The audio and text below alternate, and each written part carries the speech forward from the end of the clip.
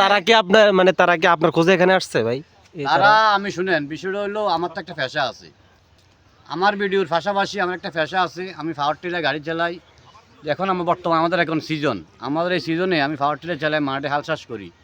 তো আমার এই ভাইয়ের আমি হাল ধরেছি বুঝছেন। বাকি যখন টাকার বেলা আইছি এখন বলে মাটি কম উঠছে, ওই এর মাটি উঠোনো, এই সে নানা রকম কথা। তো এখানে আমরা বলছি আমরা বাঙালি, যদি আপনার দিতে দিতে না খামান তারও দেন, তা কিন্তু কয় না। এর দূরে নাঙ্গল চুরে ভরি দেন, এর দূরে ভরি দেন, পাবলিকের কিন্তু শোকর হয় না ভাই, কথা বুঝছেন। আর বাকি দিলে বাকিতে ফাঁকি, কথাটা এটা বাস্তব আজ প্রমাণ পাইলাম, কথা বুঝছেন। কখনো ভবিষ্যতে এই ধরনের লোকের সাথে কাজ করতে হলে আগে কথা বলবেন, টাকা আগে অ্যাডভান্স করবেন, এরপরে কাজ করবেন, নইলে আমার মতন আমরা ফসলাইতে হইব।